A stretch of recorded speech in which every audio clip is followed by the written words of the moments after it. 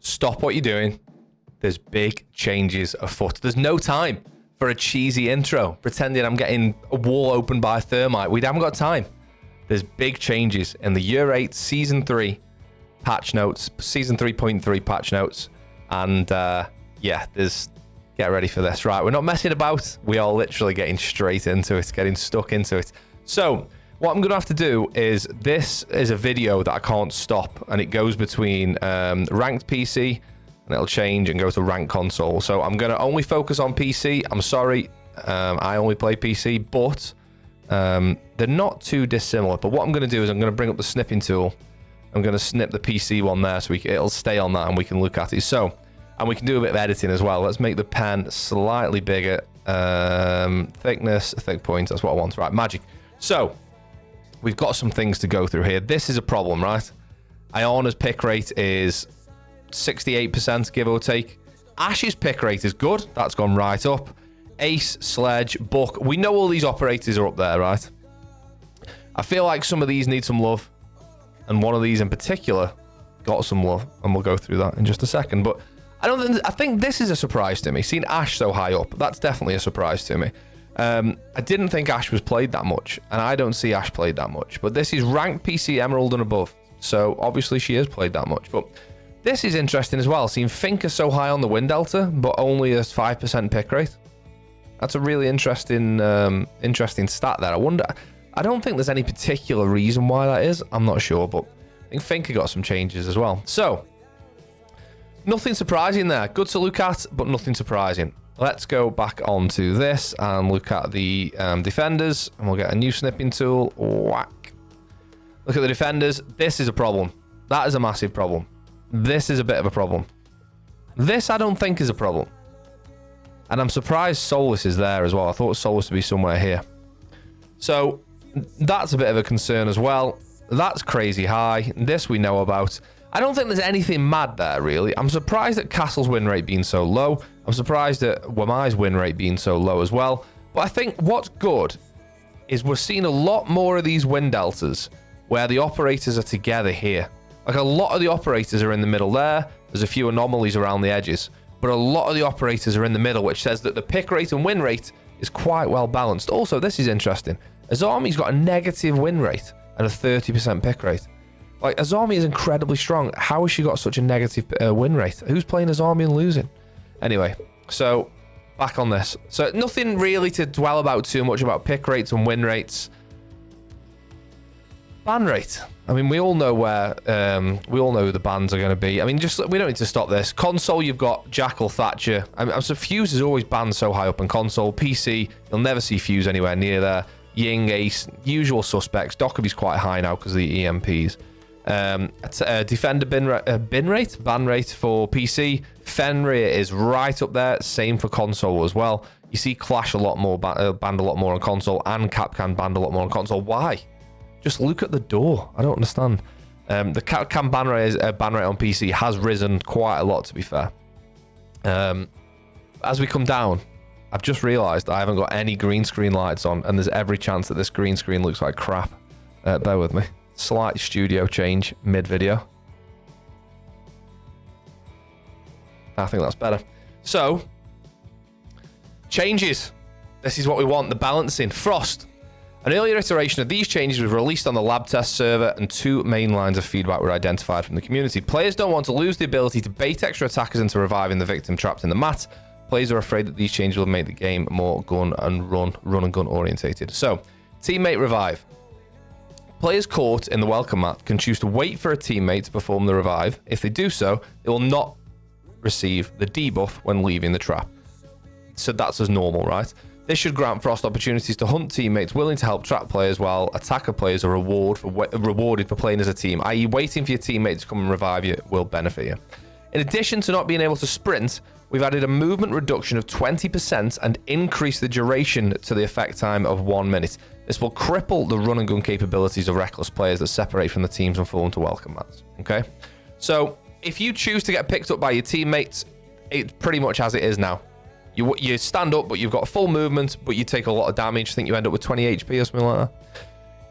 If you get up yourself, You will now have a movement reduction. You can't sprint. You'll have a movement reduction of 20%, and the effect will last for a minute.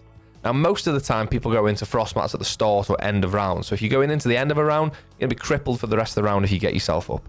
The trap players will now need 4 seconds to exit the trap, regardless of the revive method. This should grant extra time for defenders to finish off trapped enemies before they can stand up. So even if you get yourself up, or even if a friend gets you up, it takes you 4 seconds. That's a long time. That is a long time in Siege. Welcome mat removal by teammates takes 4 seconds. Welcome mat removal by self takes 4 seconds. We just literally just said that. If players remove trap by themselves, a debuff will be applied to them. This is literally just what we're summing up here. I won't be able to sprint. 20% slower. It'll last 60 seconds. 60 seconds is a long ass time, man, considering it used to be 20 seconds.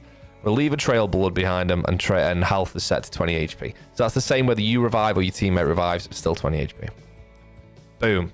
Now, that's a cool change. I'm all for it. I like changing the game. This isn't going to break the game. It's just going to change the game. Let's get on to the good bits. And not that that's not a good bit. Frag grenades. Iana. Loadout. Gadgets. Stun grenades will replace frag grenades. Secondary weapon added Gon 6. Now, this is a bit of a reversal somewhat, because Iana did used to have the Gon 6 back in the day, but she used to have nades and the Gon 6. I am all for this, providing somebody else gets the nades, which they might do, and we'll come on to that a little bit further down. So, Iana doesn't have nades anymore as of when this patch goes live, which I think is good. I think Iana was too strong. Her pick rate was way too high. If we go back up and look at the pick rates, what was Iana? Like 68%, I think we just said? Crazy high pick rate, had too much, could do too much, and was the easy pick for someone who's just an entry fragger every time. And 2 incredible guns and frags, too much. So we're taking the frags away.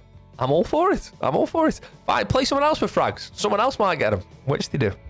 The reason I'm so smug is because I constantly get battered by Iana Warden mains who just run around the map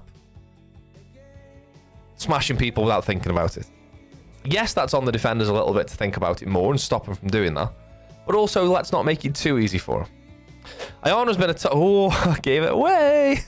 Iana's been a top attacker for almost a year since we moved frag grenades from finka and sledges of fear and armor rates. It's time for a change that leaves more space for other operators to excel. Worded very well. We're replacing the frag grenades with stun grenades, and she'll get a Gon 6. Great news. Finka. Did you see the other name at the bottom there? Finka added frag grenades as a third option. Secondary weapon removed Gon 6. This is a very, very good change for me, because I feel finka is drastically underplayed and has the potential to be good. We needed to add another competitive operator to replace Iana, i.e. saying we can't just take the nades away and not give them to someone. We already knew that finka is a good fit and could take the spot. Now that the LMG meta has been adjusted, we believe that she can have the frag grenades again. I agree entirely. I think that's a really good change. Really good person to give nades to.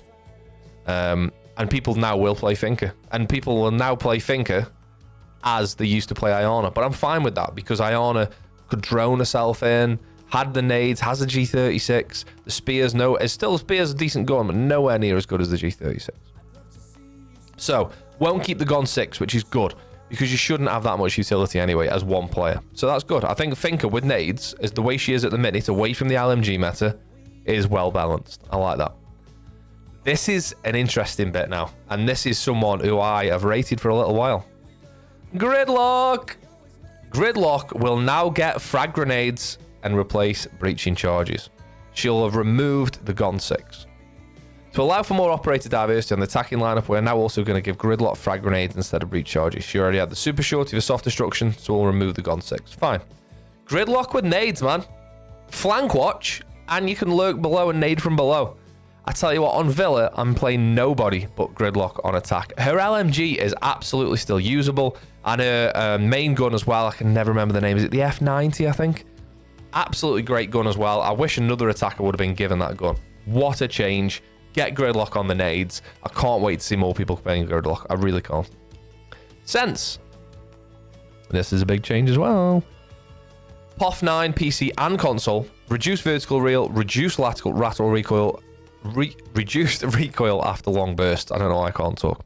We believe that Sens is an operator with great potential, but it looks like they'll need to push to shine. They'll need a push to shine. We made them a 1 armor 3-speed attacker back in Year 7 Season 4. I forget that sometimes, by the way, the Sens is 3-speed. And soften the POF9 recoil for gamepad in Year 7 Season 3, but that wasn't enough. Blah, blah, blah, blah, recoil's reduced. This weapon has been considered challenging to operate for a long time. I know we're reading the bottom of the screen here, but I don't want to go on to the next bit yet. To soften its recoil, we're aiming to have a weapon that feels way more forgiving for you to use. This should allow players to perform better with the POF9. Blah, blah, blah. Sens has less recoil. Sens is a good op, man. I tried to use Sens on Villa a few weeks ago, and it went quite well. And I think maybe we see a bit more Sens now, which is good. I don't know if you can tell, I'm really happy with these changes because it takes Siege. It doesn't take it in a new direction, but it just takes it slightly off course for people who've got a little bit too comfortable with their comfort ops. And I'm all for it. Tachanka. This is ridiculous. This might be a bit too ridiculous. Damage increase to 60. 60. I did that backwards then because I thought the camera's flipped, but it's not. No, it is flipped. I did that right.